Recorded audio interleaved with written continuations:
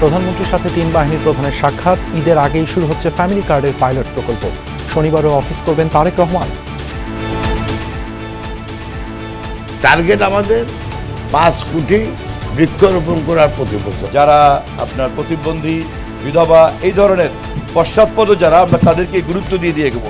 But পর্যায়ক্রমে সবাই আসবে। মধ্যস্বত্বভোগী থাকবে না, কোনো ধরনের রেফারাল কেউ থাকবে না, সরাসরি তাদের হাতে পৌঁছে দেওয়ার জন্য সবচেয়ে লেটেস্ট মাধ্যম সেটা ব্যবহার করব। রিভিউ হবে শিক্ষাক্রম, জানালেন নতুন শিক্ষামন্ত্রী। যানজট কমানো সহ 180 দিনের পরিকল্পনা সড়ক, রেল ও নৌমন্ত্রীর। আমরা কারিকুলাম রিভিউ করব এবং যেখানে যা পরিমার্জন করা প্রয়োজন সেটা আমরা করব। ইঞ্জিন আসলে বগি নেই, বগি আসলে ধরেন ইঞ্জিন নেই, এরকম একটা তো সেটাকে একটু কমপ্লিটলি করা। আর হচ্ছে চিটাগাং থেকে ঢাকার দূরত্ব কি ঠিক আছে, কিন্তু অল্প সময়ের মধ্যে কিভাবে এটা করা। দেশের স্বার্থ নিশ্চিত করেই পররাষ্ট্রনীতি বাস্তবায়ন করবে সরকার, বললেন প্রতিমন্ত্রী শামা ওবায়েদ। বিভিন্ন দেশে ভিসা চালুর বিষয়ে কাজ করছে মন্ত্রণালয়। রাজনৈতিক সংকীর্ণতা থেকে বেরিয়ে আসার আহ্বান বিরোধী দলীয় নেতা ডক্টর শফিকুরের। আওয়ামী লীগ পুনর্বাসনের চেষ্টা প্রতিহতের ঘোষণা নাহিদ ইসলামের।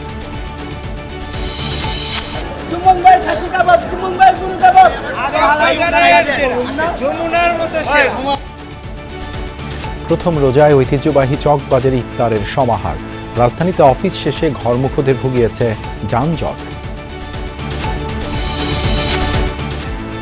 জার্মান তারকা ফুটবলার ওজিলকে নিয়ে কক্সবাজারে এরদোগান পুত্র বিলাল বিভিন্ন ক্যাম্পে ঘুরে নিলেন রোহিঙ্গাদের খবর।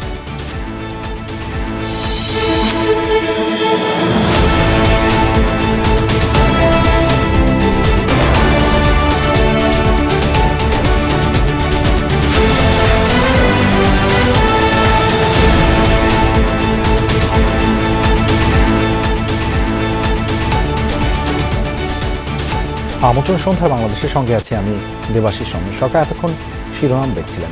ঈদের আগেই চালু হচ্ছে বিএনপি সরকারের বহুল প্রতিশ্রুত ফ্যামিলি কার্ড। আপাতত পাইলট প্রকল্প আকারে হতদরিদ্র কর্মহীন নারীরা পাবেন এই সুবিধা। পর্যায়ক্রমে এই কার্ডের আওতায় আসবেন প্রতিটি পরিবারের একজন করে নারী। সকালে প্রধানমন্ত্রী তারেক রহমানের নেতৃত্বে আন্তঃমন্ত্রণালয়ের বৈঠকে এই সিদ্ধান্ত নেওয়া হয়েছে।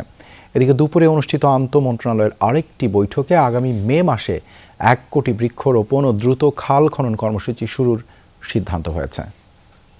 এই মা বোনকে অর্থনৈতিকভাবে আমরা যাতে সচ্ছলভাবে গড়ে তুলতে চাই। প্রায় 2.5 বছর আগের পরিকল্পনা, নির্বাচনী ইস্তেহার এবং বিভিন্ন জনসভায় কেন এই ফ্যামিলি কার্ডের পরিকল্পনা, এই কার্ডের কার্যকারিতা এবং সুবিধাই বাকি তা তুলে ধরেছিলেন তারেক রহমান।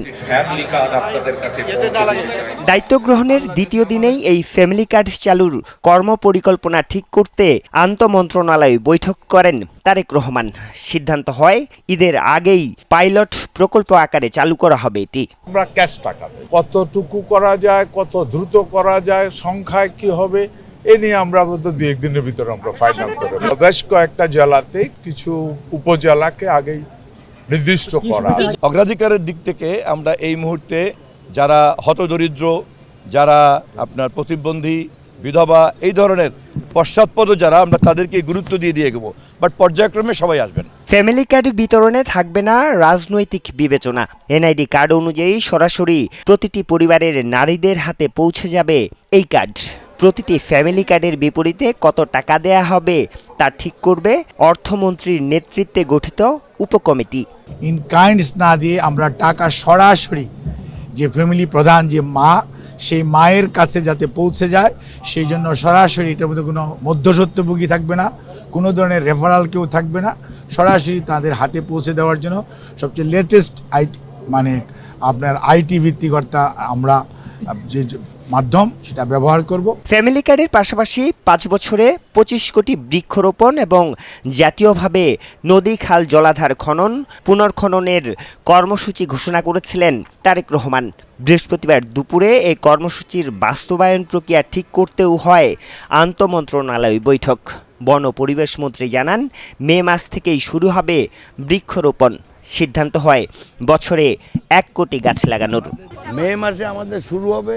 চারা কোথায় পাওয়া যাবে, মিনিস্ট্রি অফ এনভায়রনমেন্ট ফরেস্টে কত আছে, মিনিস্ট্রি অফ এগ্রিকালচারে কত আছে, এছাড়াও প্রাইভেট সেক্টরে যদি পাওয়া যায় কত হবে, সব মিলাই এবছরে আমরা কত বৃক্ষরোপণ করতে পারবো। তবে টার্গেট আমাদের 5 কোটি বৃক্ষরোপণ করার প্রতি বছর। নদী খাল জলাধার খননের কাজও শুরু হবে দ্রুতই। কত কিলোমিটার খাল খনন হবে তা ঠিক করবে স্থানীয় সরকার এবং পানি সম্পদ মন্ত্রণালয় সহ সংশ্লিষ্ট 4 মন্ত্রণালয়। 4টা মিনিস্ট্রির একটা কনসার্ন এবং কবে নাগাদ আমরা শুরু করতে পারবো এটা আমরা এই সপ্তাহে বসে, পরবর্তী সপ্তাহে বসে সিদ্ধান্ত নিব।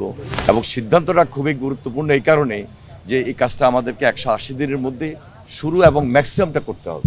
এদিকে প্রশাসনের গতি বাড়াতে এখন থেকে সরকারি ছুটির দিন শনিবারেও অফিস করবেন প্রধানমন্ত্রী তারেক রহমান।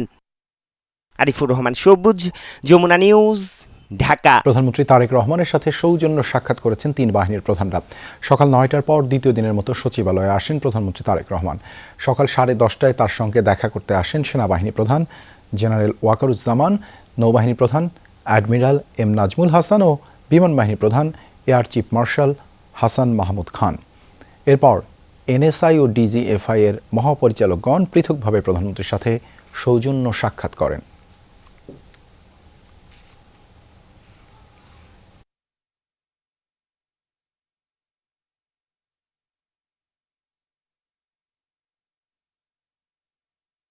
বাংলাদেশের নবনিযুক্ত প্রধানমন্ত্রী তারেক রহমানকে অভিনন্দন জানিয়েছেন মার্কিন প্রেসিডেন্ট ডোনাল্ড ট্রাম্প।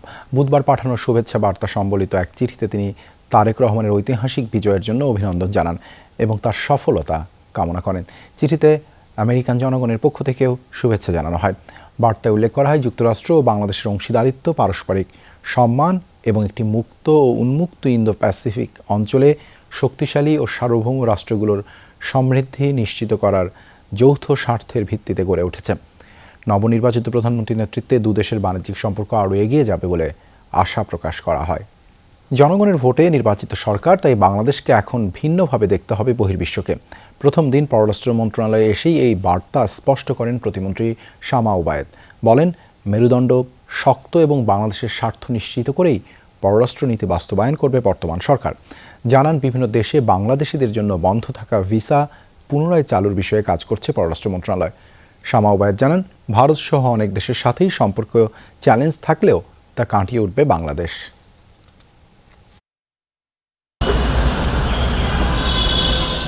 প্রধানমন্ত্রী তারেক রহমানের মন্ত্রিসভার সবচেয়ে বড় চমক পররাষ্ট্রমন্ত্রী ডক্টর খলিলুর রহমান।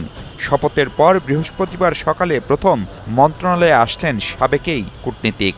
অন্তর্বর্তী সরকারের জাতীয় নিরাপত্তা উপদেষ্টা থেকে সরাসরি নির্বাচিত সরকারের পররাষ্ট্রমন্ত্রী হয়েছেন তিনি। সকালে তাকে স্বাগত জানান পররাষ্ট্র সচিব সহ সিনিয়র কর্মকর্তারা। এর পরপরই মন্ত্রণালয়ে আসেন দেশের প্রথম নারী পররাষ্ট্র প্রতিমন্ত্রী শামা ওবায়েদ। তাঁকেও আনুষ্ঠানিক অভ্যর্থনা জানায় মন্ত্রণালয়। প্রথম দিনেই মন্ত্রণালয়ের সিনিয়র কর্মকর্তাদের সাথে আনুষ্ঠানিক বৈঠক সেরেছেন মন্ত্রী প্রতিমন্ত্রী। বোঝার চেষ্টা করেছেন মন্ত্রণালয়ের কার্যক্রম, দিয়েছেন প্রয়োজনীয় নির্দেশনা। প্রতিমন্ত্রী জানান, বদলে যাওয়া বাংলাদেশকে আগের মতো করে দেখার সুযোগ নেই আর। সকল রাষ্ট্রের সাথে যোগাযোগ রাখবে, কথা বলবে, বন্ধুত্ব রাখবে। সেই মেরুদণ্ডটা আমাদের অনেক দিন পরে শক্ত হয়েছে, বিকজ আমরা একটি জনগণের ম্যান্ডেট নিয়ে আমরা এসছি। মেরুদণ্ড শক্ত করে আমরা সামনের দিকে এগোতে চাই। বাংলাদেশকে সবার ভিন্ন নজরে দেখতে হবে। দিল্লিতে থাকা সাবেক প্রধানমন্ত্রী শেখ হাসিনাকে ফেরত সহ নানা ইস্যুতে টানাপোড়েনে ঢাকা দিল্লি সম্পর্ক। জটিলতা আছে কূটনীতির আরও অনেক ক্ষেত্রেও। সেসব কাটিয়ে ওঠার চেষ্টার কথা জানান প্রতিমন্ত্রী। সব দেশের সাথেই তো আমাদের চ্যালেঞ্জ আছে, আমাদের ইস্যুস আছে। আমাদের সকল রাষ্ট্রের সাথে, সকল সরকারের সাথে আমাদের সম্পর্ক থাকবে। আমাদের স্বার্থ, বাংলাদেশের জনগণের স্বার্থকে সুরক্ষিত করে। আসে বাংলাদেশিদের জন্য বিভিন্ন দেশে ভিসা স্বাভাবিক করার প্রসঙ্গ। অবশ্যই পররাষ্ট্র মন্ত্রণালয় ভিসার ব্যাপারে অবগত আছি। আমরা এটা নিয়ে কাজ করছি। এটা কিভাবে আরও সামনে এই সমস্যাগুলো সমাধান করা যায় সেটা নিয়ে আমরা কাজ করছি। গঙ্গা চুক্তির মেয়াদ শেষের পথে গাজায় সৈন্য পাঠাতে বিদায়ী সরকারের উদ্যোগ, এসব ইস্যুতে নতুন সরকার কি করবে তা এখনো চূড়ান্ত হয়নি বলেও জানান তিনি। তো অবশ্যই এগুলো আলোচনা হবে, আপনাদের অপেক্ষা করতে হবে, সেই রাজনৈতিক সিদ্ধান্তগুলো অবশ্যই আসবে। মাহফুজ মিশু, যমুনা নিউজ, ঢাকা। দলীয় ও রাজনৈতিক সংকীর্ণতা থেকে সকলকে বেরিয়ে আসার আহ্বান জানিয়েছেন সংসদের বিরোধী দলীয় নেতা ও জামায়াত আমির ডাক্তার শফিকুর রহমান।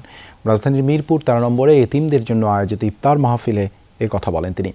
বলেন, একদিন এতিমদের মধ্যে থেকেও কেউ প্রধানমন্ত্রী হবেন, সেই রাজনৈতিক সংস্কৃতি গড়ে তুলতে কাজ করছে জামায়াত ইসলামী। এ সময় জামায়াত আমির বলেন, দায়িত্বশীল বিরোধী দল হিসেবে জামায়াত সরকারের পাশে থেকে দেশকে এগিয়ে নেবে। সরকারের ভুল ধরিয়ে দেওয়ার পাশাপাশি গঠনমূলক সমালোচনার মধ্যে দিয়ে সরকারকে পথ দেখানো হবে বলেও জানান তিনি। গণমাধ্যম ও বিচার বিভাগের পরিপূর্ণ স্বাধীনতার কথা উল্লেখ করে তিনি বলেন, নতুন সরকার ক্ষমতা নেওয়ার পরে বেশ কয়েকজন সাংবাদিককে চাকরিচ্যুত করা সরকারের নির্লজ্জ হস্তক্ষেপ। আল্লাহ তাআলার সাথে বিদ্রোহী করে, দুনিয়ায় বিপর্যয় সৃষ্টি করে, দুনিয়ায় বিশৃঙ্খলা সৃষ্টি করে, সন্ত্রাস সৃষ্টি করে, মানুষকে কষ্ট দিয়ে অন্যায় অপরাধ করে, দুর্নীতি করে আল্লাহর দরবারে হাজিরা দিবেন, তাদের ঠিকানা হবে ভিন্ন। এই লোকগুলাকে ফেরেশতারা তাড়িয়ে নিয়ে যাবেন জাহান্নামের দিকে। সেখানকার পাহাড়দার ফেরেশতা জিজ্ঞেস করবেন, কেন আজকে এখানে এসেছো কেন? গণভোট যদি বাতিল হয় তাহলে নির্বাচন প্রশ্নবিদ্ধ হবে এবং এই সরকারের বৈধতাও থাকবে না বলে মন্তব্য করেছেন এনসিপির আহ্বায়ক ও সংসদের বিরোধী দলীয় চিফ হুইপ নাহিদ ইসলাম। দুপুরে এক সংবাদ সম্মেলনে তিনি একথা জানান। বলেন, সংবিধান সংস্কার পরিষদের শপথ না নিয়ে বিএনপি জনগণের সাথে প্রতারণা করেছে বলেও অভিযোগ করেন। আওয়ামী লীগকে পুনর্বাসনের চেষ্টা হলে প্রতিহতের হুঁশিয়ারি দেন নাহিদ ইসলাম। রাজধানীর রূপায়ণ টাওয়ারে জাতীয় নাগরিক পার্টির অস্থায়ী কার্যালয়ে জরুরি সংবাদ সম্মেলন। এতে কথা বলেন দলের আহ্বায়ক ও বিরোধী দলীয় চিফ হুইপ নাহিদ ইসলাম। একটি সমৃদ্ধ গণতান্ত্রিক এবং অন্তর্ভুক্তি বাংলাদেশ বিনির্মাণের পথে এগিয়ে যাব। বিরোধী দলীয় চিফ হুইপ অভিযোগ করেন, ভোট গ্রহণ সুষ্ঠু হলেও ফলাফলে কারচুপি হয়েছে, তারপরও দেশের স্বার্থে নির্বাচনের ফলাফল মেনে নেওয়া হয়েছে। একটি ভুল ব্যাখ্যা দেওয়ার মাধ্যমে, সংবিধানের দোহাই দেওয়ার মাধ্যমে, সংবিধান সংস্কার পরিষদের সদস্য থেকে শপথ না নেওয়া থেকে তারা নেননি, তারা বিরত থেকেছেন। আমরা মনে করি এটি সংস্কারের সাথে প্রতারণা করা হয়েছে, এটি নতুন বাংলাদেশের যে আকাঙ্ক্ষা, সেই আকাঙ্ক্ষার সাথে প্রতারণা করা হয়েছে এবং যে গণরায় এসেছে গণভোটে, সেই গণরায়কে বৃদ্ধাঙ্গুলি দেওয়া হয়েছে। ফলে যদি গণভোট বাতিল হয়ে যায়, ফলে এই সময় সরকারেরও বৈধতা থাকবে না। নতুন সরকারের মন্ত্রিসভা প্রসঙ্গে নাহিদ ইসলাম বলেন, এই মন্ত্রিসভা অন্তর্ভুক্তিমূলক হয়নি। এই মন্ত্রিসভা দুর্নীতি প্রতিরোধ করতে পারবে বলেও মনে করেন না তিনি। এই মন্ত্রিসভায় অন্তর্বর্তী সরকারের গুরুত্বপূর্ণ ব্যক্তিরা এই মন্ত্রিসভায় স্থান পেয়েছে। অনেকে নির্বাচিত হয়ে, অনেকে টেকনোক্রেট কোটায় তারা স্থান পেয়েছে। আমরা সেটা নিয়ে প্রশ্ন তুলেছি। অন্তর্বর্তী সরকারের গুরুত্বপূর্ণ দায়িত্বে ছিলেন এখন তিনি বিএনপির এই মন্ত্রিসভায় স্থান পায়, সেটা কিন্তু অন্তর্বর্তী সরকারের নিরপেক্ষতা, নির্বাচনের নিরপেক্ষতা নিয়ে প্রশ্ন উঠবে। নতুন সরকারের সাথে কাজ করতে চান জানিয়ে বিরোধী দলীয় চিফ হুইপ রমজানে বাজার মূল্য নিয়ন্ত্রণ রাখতে দ্রুত ব্যবস্থা নেওয়ার আহ্বান জানান। কোনো ধরনের সিন্ডিকেট, অসাধু ব্যবসায়ী যাতে এবারে এই রমজানকে কেন্দ্র করে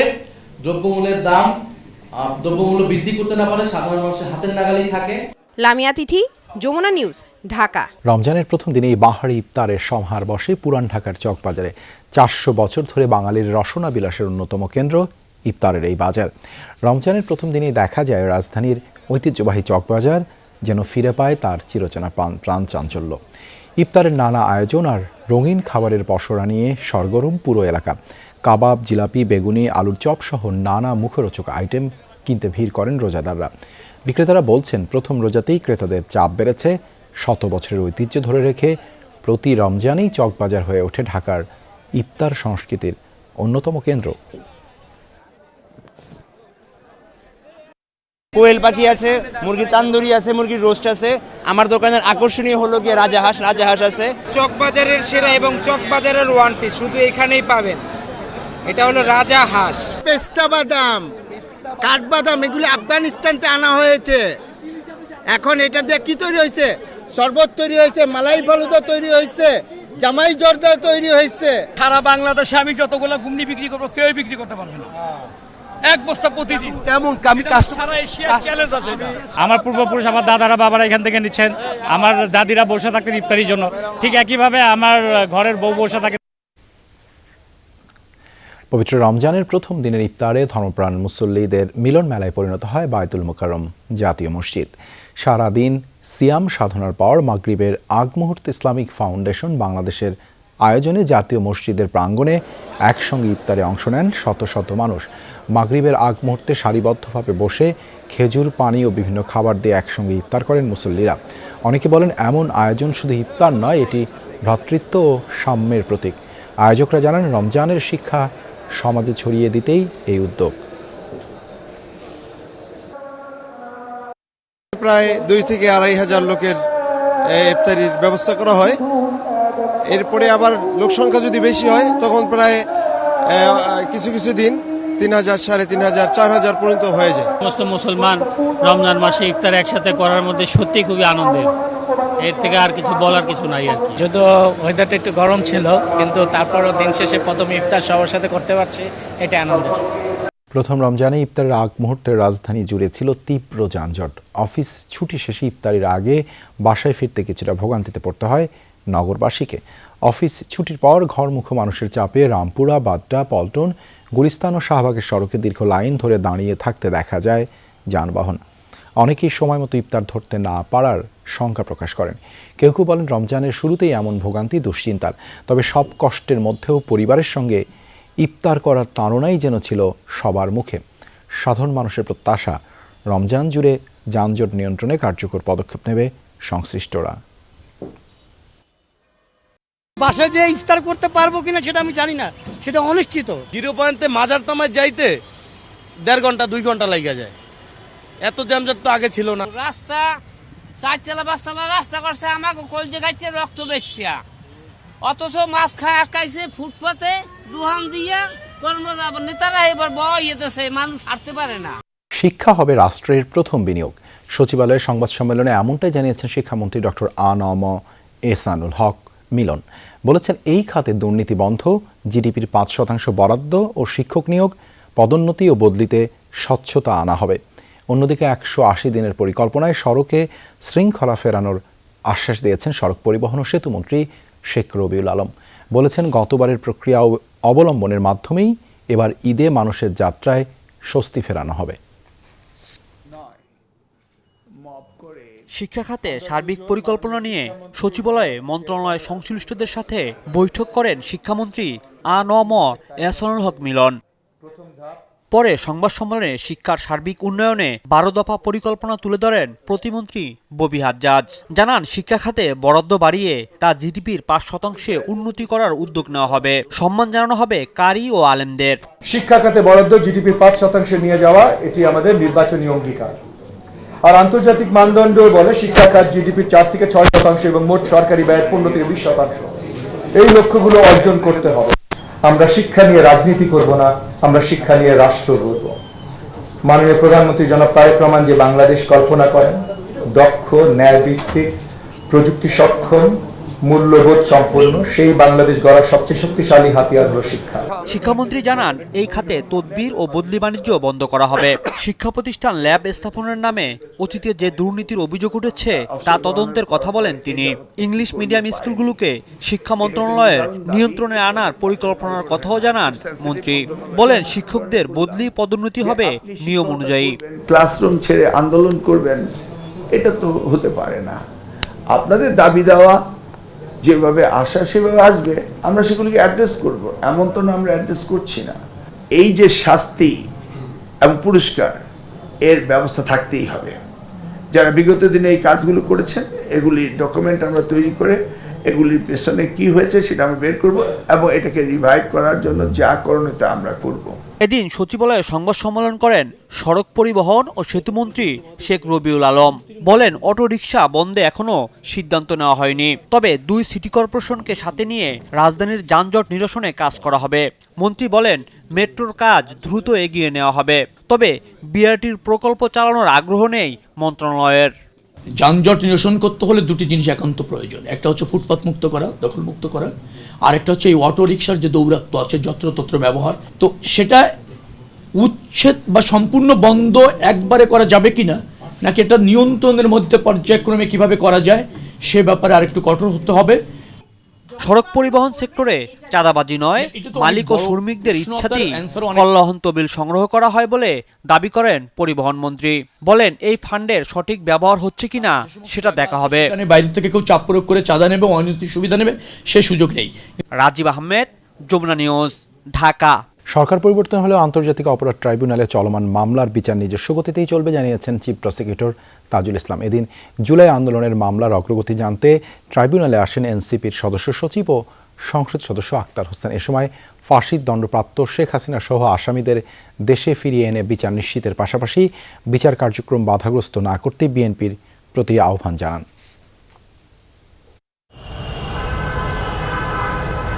5 আগস্টের পর অন্তর্বর্তীকালীন সরকার দায়িত্ব নেয়ার পর জুলাই হত্যাযোগ্য আওয়ামী লীগের আমলে গুম খুনের বিচারের জন্য পুনর্গঠন হয় আন্তর্জাতিক অপরাধ ট্রাইব্যুনাল। এখন পর্যন্ত শেখ হাসিনা অভিযুক্ত পুলিশ কর্মকর্তাদের বিরুদ্ধে 3টি মামলার রায় হয়েছে। রায়ের দ্বারপ্রান্তে আরও কয়েকটি মামলা। সব মিলিয়ে 457 জন আসামির বিচার চলছে 2টি আন্তর্জাতিক অপরাধ ট্রাইব্যুনালে।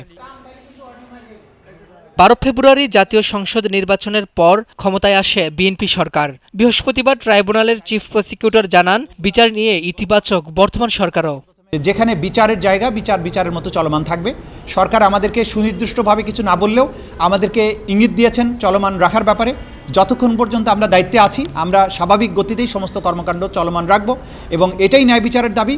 আমরা এখানে থাকি কি না থাকি সেটা বড় কথা না, বিচার তো চলমান থাকবে অবশ্যই। সরকার সে ব্যাপারে পজিটিভ সিগন্যাল দিয়েছেন বলেই আমরা মনে করছি।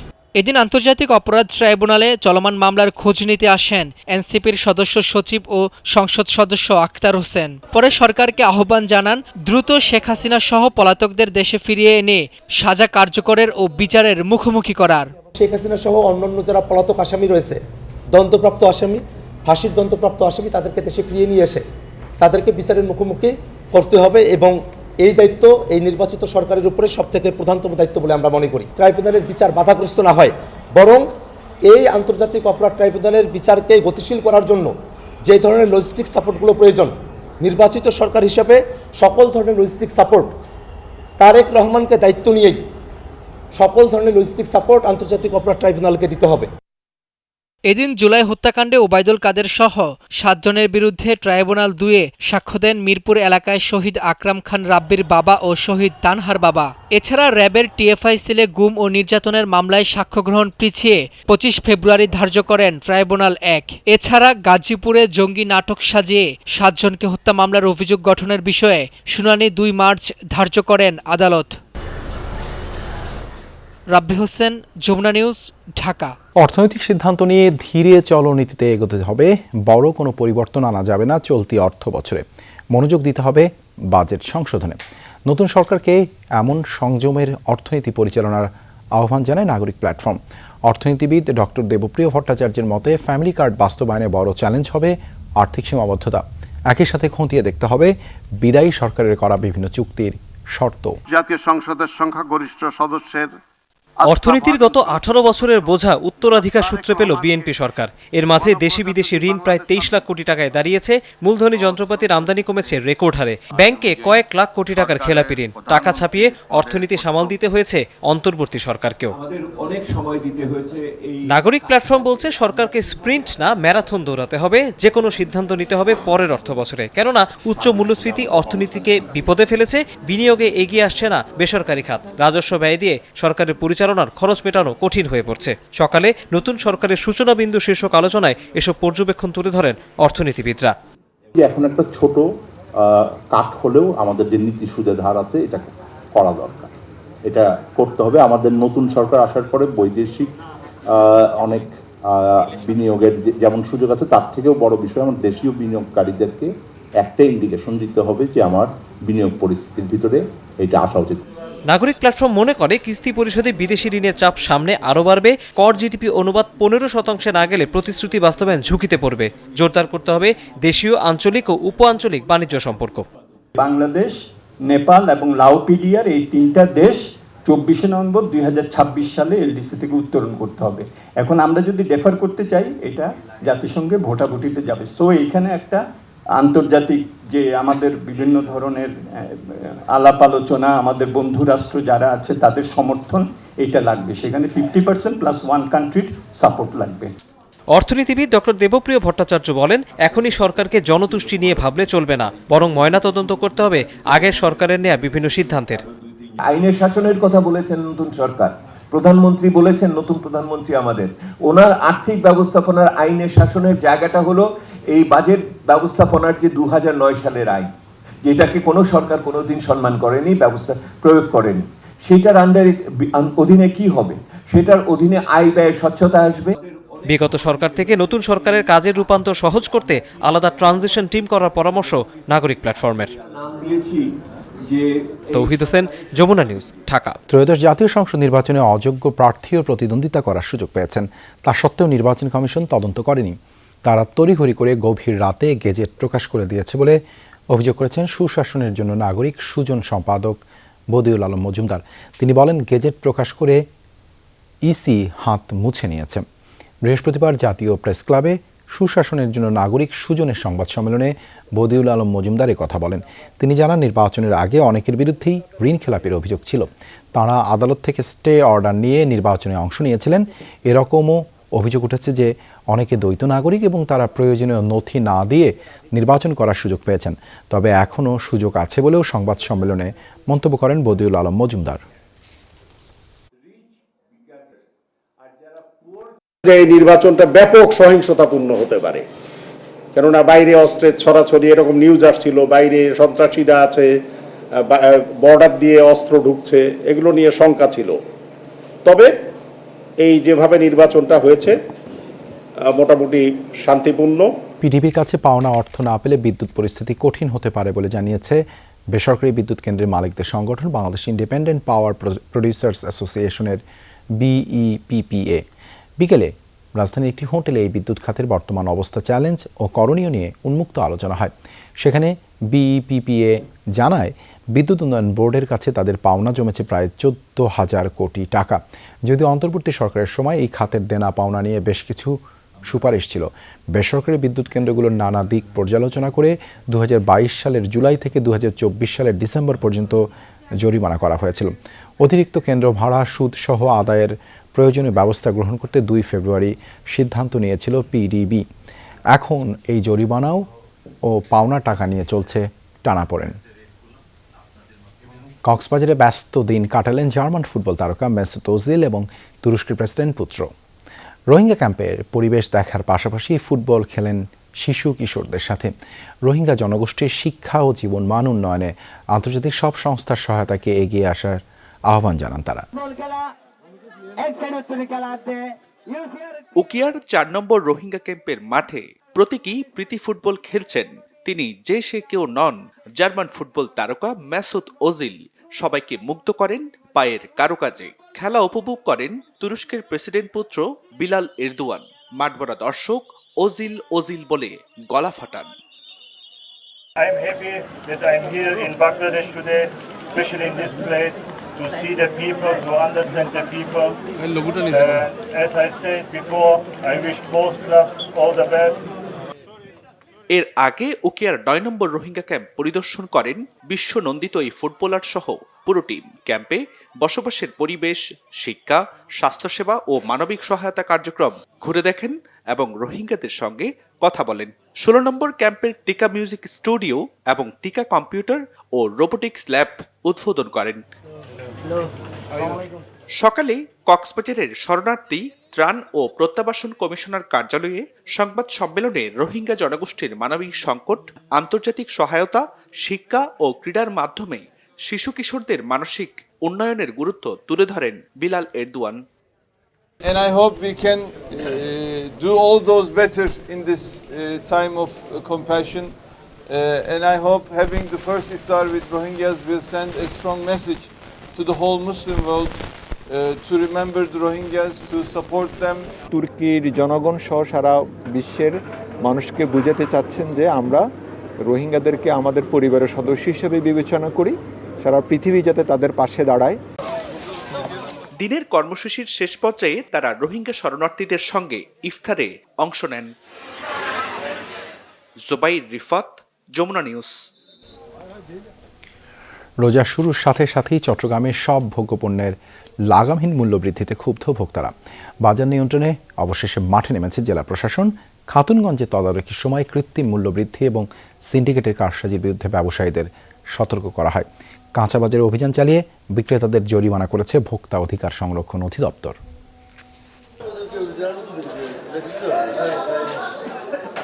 মজুদ সরবরাহ সব পর্যাপ্ত, তারপরও অস্থির ভোগ্যপণ্যের বাজার। চট্টগ্রামে খেজুর থেকে শুরু করে লেবু পর্যন্ত সব পণ্যের দাম লাগামহীনভাবে বাড়িয়ে দিয়েছে অসাধু বিক্রেতারা। ঠকছেন ক্রেতারা। এ অবস্থায় সকালে খাতুনগঞ্জে যান জেলা প্রশাসক। পেঁয়াজ, খেজুর, ডাল, চিনি, ছোলাসহ রমজানে প্রয়োজনীয় ভোগ্যপণ্যের আড়তে গিয়ে দাম যাচাই করার পাশাপাশি বিক্রেতাদের সতর্ক করেন। বৃদ্ধি কিছু কি বিক্রি না করে, তো আমরা বলছি ঠিক আছে, আমরা যার কাছ থেকে আমরা কিনে আনবো, ইনফোর্টাররা যদি আমাদেরকে যদি দেয় ওইখান থেকে আনি, আমরা শিয়াটান অবশ্যই লাভ করবো, তার উপরে লাভ করার কোনো সুযোগ নেই। দামটা যাতে বাড়ানো না হয়, অর্থাৎ রিজনেবল প্রাইসে যেন পাওয়া যায় সেই কথাটা। পরে জেলা প্রশাসকের সাথে বৈঠকে বিভিন্ন সমস্যা তুলে ধরে দাম সহনীয় রাখার প্রতিশ্রুতি দেন ব্যবসায়ীরা।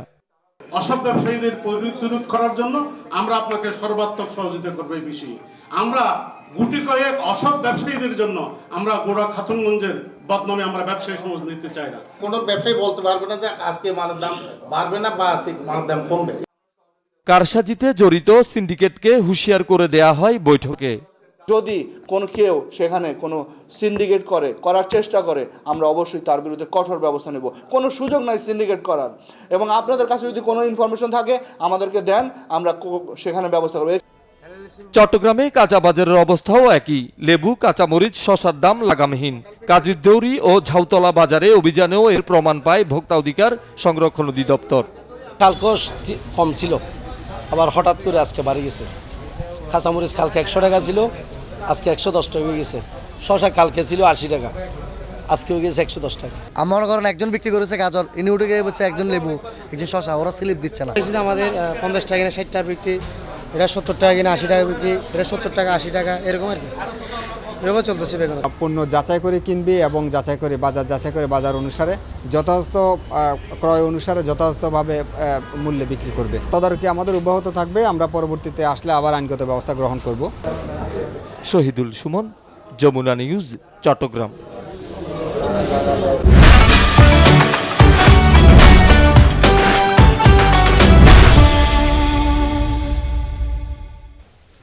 রমজান শুরু মানেই ঈদ উৎসবের প্রস্তুতি। ঘরে ঘরে চলছে শপিং পরিকল্পনা, অনেকে শুরু করেছেন কেনাকাটাও। রোজার শুরুর দিকে মার্কেটে দাম ও স্বস্তি দুটোই বেশি মত ক্রেতাদের। তবে দোকানগুলোয় এখনও ঈদ কালেকশন পুরোপুরি আসেনি। ব্যবসায়ীদের দাবি 10 রমজানের পর জমজমাট হবে বাজার। শুরু হলো পবিত্র রমজান মাস। এখন থেকেই ঈদ উল ফিতরের ক্ষণ গণনা শুরু। তাই প্রিয়জনের ঈদ উপহার কিনতে ব্যস্ত অনেকেই। প্রথম রমজানে কেনাকাটা সেভাবে শুরু না হলেও দোকানীদের থাকে প্রস্তুতি। ঈদে মধ্যবিত্ত বাঙালির ভরসা নিউ মার্কেট। রোজা শুরুর আগেই দোকানগুলোতে চলে আসে হাল ফ্যাশনের কালেকশন। নারী, পুরুষ, শিশু, বৃদ্ধ সবার কথা মাথায় রেখে সাজানো হয়েছে এবারের ঈদ সমাহার। দোকানিরা বলছেন মূলত শবে বরাতের পর থেকেই তারা পসরা সাজান। 10 রোজার পর থেকেই জমজমাট হয় কেনা বেচা। 5-7 দিন গেলে তারপর আমাদের বিক্রি ভালো হবে ইনশাল্লাহ। আর ঈদের নতুন নতুন কালেকশনগুলো আসবে। নরমালি শবে বরাতের পরেই যে ঈদের কেনাকাটাটা ওইটা শুরু হয়ে যায় আমাদের। 10 রমজান বা 15 রমজানের পর থেকে শুরু হবে। এখন মানুষ আসছে দোকানপাট কি কালেকশন আইতে আছে এটার জন্য দেখার জন্য। এবার রমজানে বেশ গরম পড়বে, তাই রং নকশার তুলনায় আরাম স্বস্তিকেই খুঁজছেন সবাই। এদিকে রমজান শেষে পণ্যের দাম বেড়ে যায় অনেকটাই, সাথে ভিড়ও। সব দিক চিন্তা করে কেনাকাটার পাট এগিয়ে রাখছেন অনেকে। কেউ কেউ পছন্দের পোশাক প্রসাধনী দেখে যাচ্ছেন, কিনবেন পরে। 15 রোজা থেকে ঈদের কেনাকাটা, আর এখনো বাসায় পরার জন্য ইউজ করার জন্য আর কি কেনাকাটা করতেছি। সামনে তো মনে করেন রমজান অনেক জ্যাম থাকে, তারপরে ভিড় থাকে, এখন বাচ্চা নেই, এই জন্য আগেই চলে আসছি। ঈদের কেনাকাটা শুরু করলাম, এই মেয়ের জন্য কিছু নিলাম আর ওর মায়ের জন্য নিলাম। ভিড় হয়, ভিড়ের জন্য শপিং করার জন্য, আর সাশ্রয় পাওয়া যায়। এখন হচ্ছে দাম কম, বেশ হচ্ছে 10 রমজান গেলে মোটামুটি ডাবল দাম হয়ে যাবে। ঈদের সময় অনেক ঝঞ্ঝাল হয়, যার জন্য ঈদের প্রথম টাইমে ঈদের কেনাকাটা শেষ করা উচিত। রমজানের শুরুর দিকটায় দাম অনেকটাই কম, সাধ্যের মধ্যে থাকায় হাসি মুখেই কেনাকাটা সারছেন মানুষ। দোকানিরা বলছেন মোটা দাগে 10 রমজান থেকেই পণ্যের দাম বাড়তে শুরু করে, তবে এখন কেনাকাটা সারলে পকেটে টান পড়বে না ক্রেতাদের। যখন মালটা একটু মার্কেটে শর্ট হয়ে যাবে তখনই 200-100 টাকা দামটা বাইরে যায় অটোমেটিক। এটাই যে 10-15 রমজানে এখনও ঈদের সব কালেকশন এসে পৌঁছায়নি অনেক দোকানে। ক্রেতার চাহিদা এবং পছন্দ বুঝে পণ্য মজুতে ব্যস্ত দোকানিরা।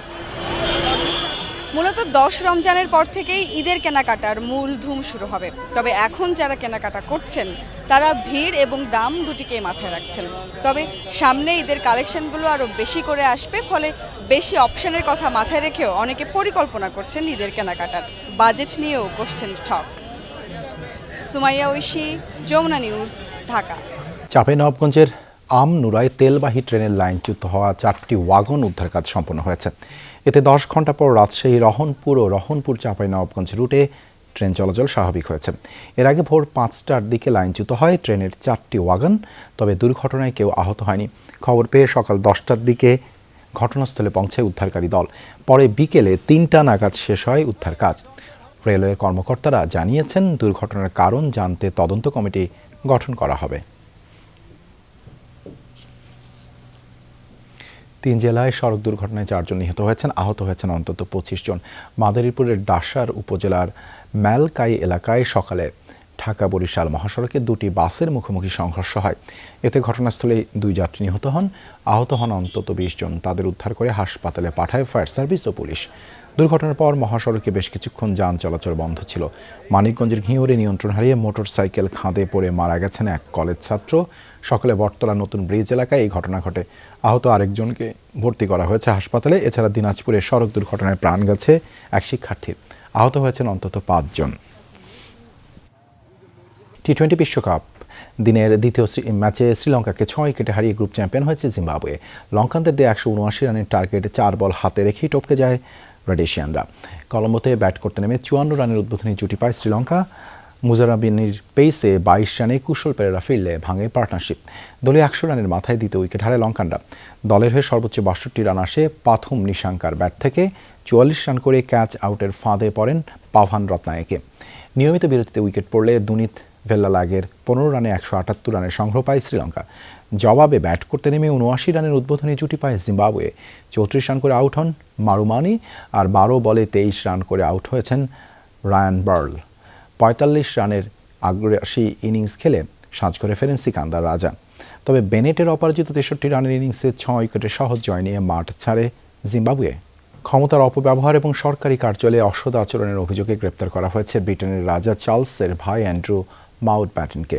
বৃহস্পতিবার তার 66তম জন্মদিন ছিল। স্যান্ডরিংহাম এস্টেট থেকে আটক করা হয় তাকে। মেট্রোপলিটন পুলিশ জানিয়েছে তার বিরুদ্ধে প্রাথমিক তদন্ত চলছে এখনও। যৌন অপরাধী জেফ্রি অ্যাপস্টেইনের সাথে তার যোগসূত্রের কারণে বেশ কিছুদিন ধরেই তীব্র সমালোচনার মুখোমুখি হন সাবেক এই রাজকুমার। অপ্রাপ্তবয়স্ক একাধিক নারীর সাথে যৌনকর্মের অভিযোগের জেরে চরম বিতর্কের মুখোমুখি হন তিনি। এসব সমালোচনার মুখে 2022 সালে তার সামরিক পদমর্যাদা কেড়ে নেওয়া হয়। গেল বছর বাতিল করা হয় সব রাজকীয় উপাধি। বিতাড়িত হতে হয় উইন্ডসরের রাজপ্রাসাদ থেকেও।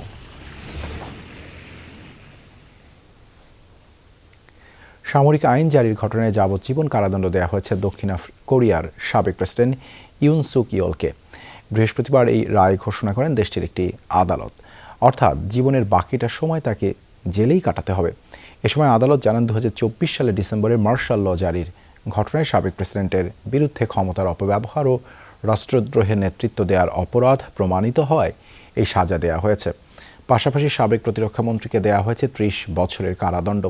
সাবেক পুলিশ প্রধান সহ তৎকালীন সরকারের আরও বেশ কয়েকজন শীর্ষ কর্মকর্তাকে বিভিন্ন মেয়াদের সাজা দেওয়া হয়েছে। রায়ের বিরুদ্ধে আপিল করার সুযোগ রয়েছে দণ্ডপ্রাপ্তদের।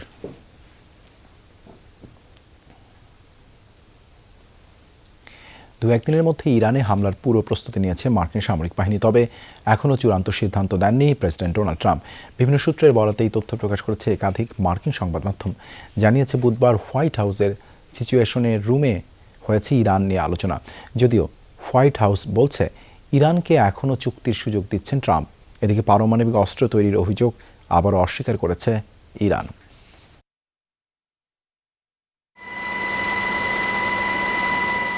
ইরানের সাথে কূটনৈতিক আলোচনার মধ্যেও হামলার হুমকি ধামকি থামায়নি যুক্তরাষ্ট্র। একই সাথে মার্কিন সামরিক উপস্থিতি ব্যাপক হারে বাড়িয়েছে মধ্যপ্রাচ্যে। মার্কিন সংবাদ মাধ্যম সিবিএস ও সিএনএন বলছে ইরানে সম্ভাব্য হামলা নিয়ে বুধবার আলোচনা হয়েছে হোয়াইট হাউসের সিচুয়েশন রুমে। ট্রাম্প প্রশাসনের একাধিক শীর্ষ কর্মকর্তার বরাতে সংবাদ মাধ্যমগুলো বলছে শনিবারের মধ্যেই ইরানে হামলার প্রস্তুতি নিয়ে রেখেছে মার্কিন সামরিক বাহিনী। তবে এখনও চূড়ান্ত নির্দেশ দেননি মার্কিন প্রেসিডেন্ট। সংবাদ মাধ্যমগুলোর দাবি আগামী কয়েকদিনে বেশ কিছু মার্কিন সেনাকে মধ্যপ্রাচ্য থেকে সরিয়ে নেওয়ার পরিকল্পনা রয়েছে যুক্তরাষ্ট্রের। মূলত ইরানের পাল্টা হামলার ক্ষয়ক্ষতি এড়াতেই এই সিদ্ধান্ত। যদিও হোয়াইট হাউস বলছে এখনও কূটনৈতিক সমঝোতাই চাইছেন ট্রাম্প। ইরানে হামলা চালানোর অনেক কারণ ও যুক্তি রয়েছে। Operation midnight hammer commander in chief হিসেবে প্রেসিডেন্টের অত্যন্ত সফল একটি অভিযান ছিল। ইরানের পারমাণবিক স্থাপনা সম্পূর্ণরূপে ধ্বংস করে দেওয়া হয়েছিল। তবে প্রেসিডেন্টের অবস্থান স্পষ্ট, কূটনীতি সর্বদা তার প্রথম বিকল্প। ইরানের জন্য এই চুক্তি করা খুবই বুদ্ধিমানের কাজ হবে। এদিকে ইরানের দাবি পারমাণবিক অস্ত্রের মালিক কখনোই হতে চায়নি দেশটি। তবে বেসামরিক উদ্দেশ্যে চলমান পারমাণবিক কর্মসূচি বন্ধ করা হবে না বলেও জানান দেশটির প্রেসিডেন্ট মাসুদ পেজেশকিয়ান। আমরা পারমাণবিক অস্ত্রের মালিক হতে চাইনি। তারা যে কোনোভাবেই এটি যাচাই করে দেখতে পারে। আমরা তার জন্য প্রস্তুত, কিন্তু আমরা আমাদের রোগীদের বাঁচাতে অথবা শিল্প ও কৃষির উন্নয়ন ঘটাতে জ্ঞান বিজ্ঞানের ব্যবহার বন্ধ করার সিদ্ধান্ত মেনে নেব না। গত জুনে ইরান ও যুক্তরাষ্ট্রের মধ্যে পারমাণবিক চুক্তির আলোচনা শুরু হলেও তা ভেস্তে গিয়েছিল ইসরায়েলের হামলায়। যুক্তরাষ্ট্রের হুমকি ধামকির কারণে আবারও বাড়ছে একই পরিণতি শঙ্কা। মোস্তফা মাহমুদ, যমুনা নিউজ। আর এই ছিল সন্ধ্যার বাংলাদেশের আয়োজন। এতক্ষণ আমাদের সাথে থাকার জন্য ধন্যবাদ।